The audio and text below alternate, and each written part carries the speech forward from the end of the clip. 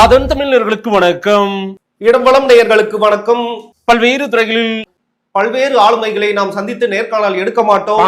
அந்த வகையில் மீண்டும் நம்மோடு இணைந்திருக்கிறார். திமுகவை குறித்து வன்மத்தை கக்க ரெடியாக வாருங்கள், அவரை வரவேற்போம். வணக்கம் வணக்கம் வணக்கம். No words. Crying is only coming. இல்ல எல்லாருமே மிஸ் பண்றாங்களா அவங்க காம்போவை. சரி, அட்லீஸ்ட் அந்த ஒரு சின்ன இன்ட்ரோவாது சந்திக்கலான் இருக்கேன். அடுத்த வாரம் போய் அவரோட உட்காரலான்னு இருக்கேன். அது வேண்டாம். ஏன் என்ன வருத்துவாங்களா உங்களை? மக்களை நீங்க வேற சொல்லிட்டீங்க, இப்ப போகாம இருந்தா நல்லா இருக்குமா? ஐயோ, நான் சொல்றதெல்லாம் கேட்கிற ஆளா நீங்க? நீங்க சொல்றதெல்லாம் உருப்படியா சொல்றதை கேட்போம். இல்லனா அதுக்காக ஸ்டாலின் பத்தினி எல்லாம் பண்ணீங்கன்னா அதெல்லாம் கேட்டுக்க முடியுமா?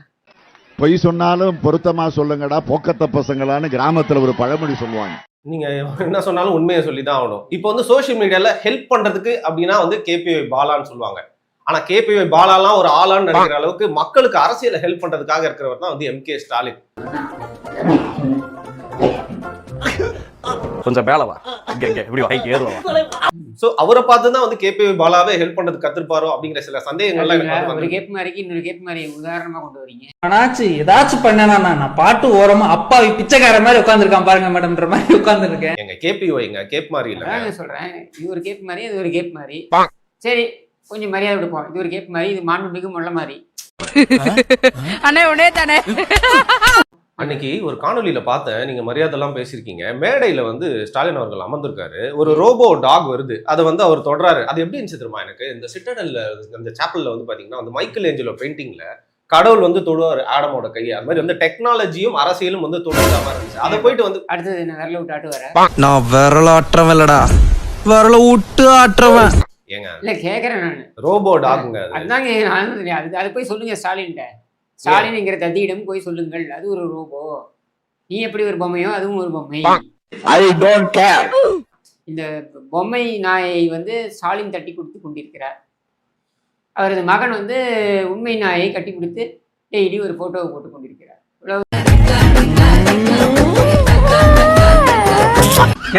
வருமா எவன் எங்க செத்தா நமக்கு என்ன? I don't care. செந்தில் பாலாஜின்னு சொன்ன ஞாபகம் வருங்க. திருச்சி சிவா மேடையில பேசிட்டு இருக்காரு. அப்ப செந்தில் பாலாஜி நடந்து வராரு. உடனே திருச்சி சிவா வயிற்றுல இருந்து பேசிட்டு இருக்கேன். என்ன எல்லாருமே எந்திருப்பீங்களா? பரம்பரை கொத்தடிங்க, நீ நேற்று கொத்தடிங்க, இவனுக்கு நீங்க மரியாதை கொடுத்தீங்களா? அப்புறம் நாங்க பரம்பரை வரதே கத்தி கூவிட்டு இருக்கோமே, எங்களுக்கு எல்லாம் ஒரு மரியாதை இல்லையா அப்படின்னு கேட்கிறாரு. நியாயமான கேள்வி தானே.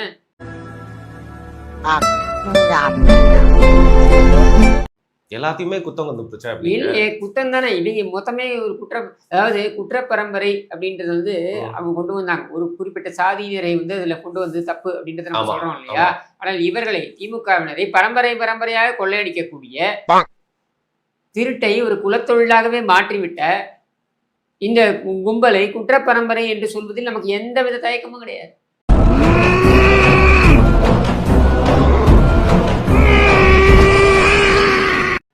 சரி, இப்போ தாத்தா, அப்பன், மகன், பேரன், ஒருத்தர் முதலமைச்சரா இருக்கிற ஒரே காரணத்துக்காக அவருடைய பேரன் இட்லி கடைன்னு ஒரு 100 கோடி ரூபாய்க்கு படத்தை விநியோகம் பண்றான். உலகத்திலேயே 1 நம்பர் மட்டிக்கும் நான் நினைச்சேன், என்ன மிஞ்ச ஒருத்த வந்துட்டான்.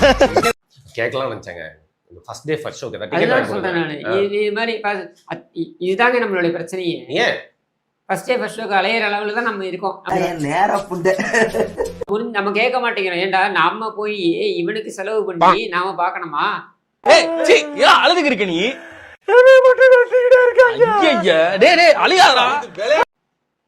இந்த குடும்பத்திற்கு, இந்த கொள்ளை கூட்ட கும்பலுக்கு வருவாயை பெருக்குவதற்கு நாமவே இந்த படத்தை பார்க்கணுமா? இல்லங்க, ஒரு சின்ன பையன் இன்பாவோட ஃபர்ஸ்ட் ப்ரொடியூசரா வர படம் ஒரு ஏங்க, அவன் ஃபர்ஸ்ட் ப்ரொடக்ஷன் எதை வேணாலும் பண்ணுவான், ஃபர்ஸ்ட் ரீப்ரொடக்ஷன் எதை வேணாலும் பண்ணுவான். அதே அப்பா முடிச்சு போவீங்க. Can you catch my point? It's nice, no? எப்பவுமே வேணாம். அந்த குடும்பம்னாலே ஒரே இடத்துல தான் உங்களோட சிந்தனை உலாவி. அந்த குடும்பத்தோட சிந்தனை அப்படித்தானே இங்க இருந்திருக்கு.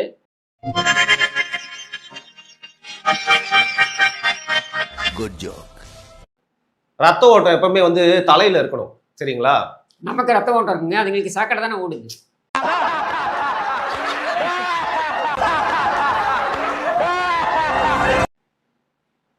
திமுகங்கிற சாக்கடை, அந்த குடும்பம் அந்த குடும்பத்தில் இருக்கக்கூடிய நபர்களுடைய உடம்பில் சாக்கடை தான் ஓடுகிறது.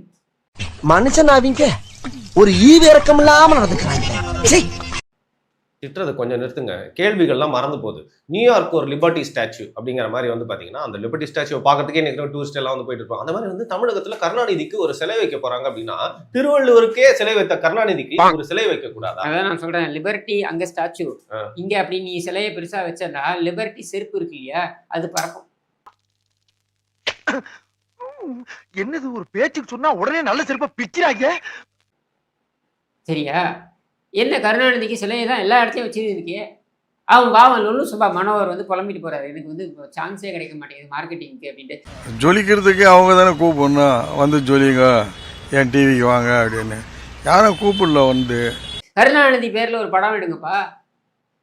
ஊர்ல இருக்கவங்க பேர்லாம் படம் எடுக்கிறீங்கல்ல, கருணாநிதி பேர்ல ஒரு படம் எடுங்க. மாமன்னன் எடுத்து அது மாதிரி மாமா மன்னன் படம் எடு, கருணாநிதி வச்சு எடு, கருணாநிதியுடைய வாழ்க்கை பயணத்தை எடு. லொல்லு சபா மனோகருக்கு கருணாநிதியோட ரோலை கொடு. எதுக்கு போய் இந்த தேவையில்லாத சிலைக்கு மட்டும்தான் லொல்லு சபா மனோகர் வந்து ரோல் மாடலா இருக்கணுமா?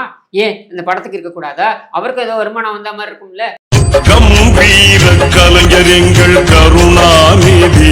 ஏங்க ஒருவேளை கருணாநிதி அவர்களோட வாழ்க்கை நீங்க யோசிச்சு பாருங்க, தசாவதாரம் படத்துல எல்லா ரோலும் கமலஹாசன், கருணாநிதி ரோலை மட்டும் பண்ண மாட்டேன்ட்டார். கோடி ரூபாய் கொடுத்தாலும் சில விஷயங்களை நான் செய்ய மாட்டேன். அதுல முதல் விஷயம் இது. அது கூச்ச நாச்சம் இருக்கு, வெக்கமா இருக்காது.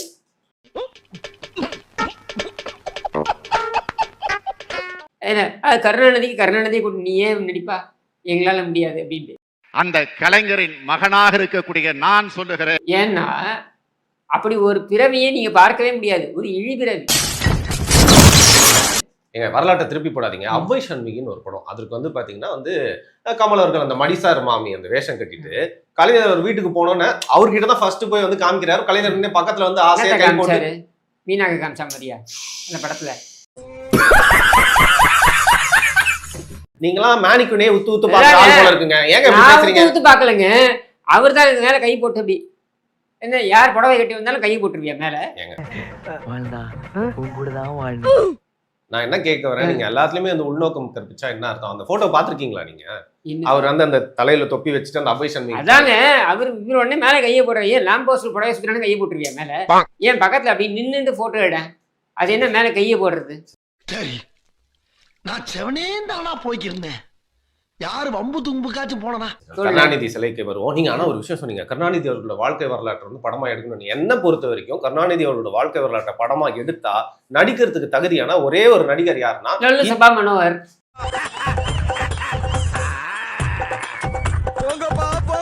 எல்லாரும் 10 பைசா போட்டு போங்க. இன்னைக்கு துணை முதல்வரா இருக்கிற உதயநிதி ஸ்டாலின் அவர்கள் அரசியலுக்கு ஒரு சின்ன ரெஸ்ட் கொடுத்துட்டு அவரே அந்த கெட்டப்ல வந்து நடிச்சா ஒரே ஒரு காரணத்துக்காக வேணா நடிக்கலாம். என்னன்னா ஒரு 7-8 ஹீரோயின் தேவைப்படும்.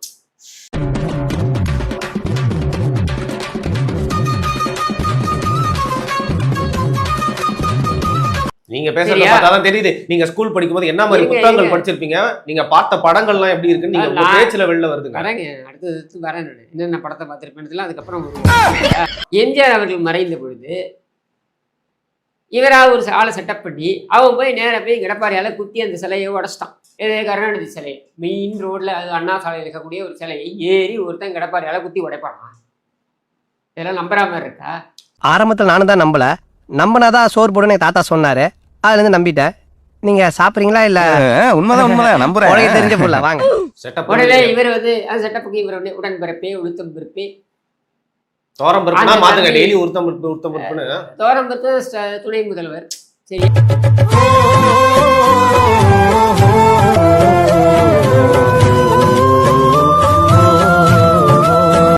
அந்த தம்பி என் நெஞ்சிலே தானே குத்தினான் அப்படின்ட்டு, சிலைக்கு என்னடா நெஞ்சு இங்க குத்தினா என்ன?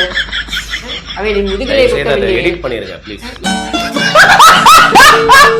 நெஞ்சு பஞ்சுன்னு சொல்லலாம், இல்ல நெஞ்சு அஞ்சுன்னு சொல்லலாம், ஏதோ ஒண்ணு சொல்றேன். என்ன இப்போ உங்களுக்கு சினிமாவுல பஞ்சு டாலாக்குல தம்பி, இது நெஞ்சு டாலாக்கு, இது நெஞ்சு டாலாக். இனிமேல் நமக்குள்ள சிக்னல் நான் இப்படி பண்ணனா வந்து வீடியோ முடிச்சிடலாம் சரியா? ஏன்னா எங்க தலைவனுக்கு சிலையை வந்து இந்த உலகத்துல வைக்க தேவையில்ல, இங்கே வச்சுக்கிறோம் சரியா? அதான் சொல்றேன், நெஞ்சில வைங்க. இல்ல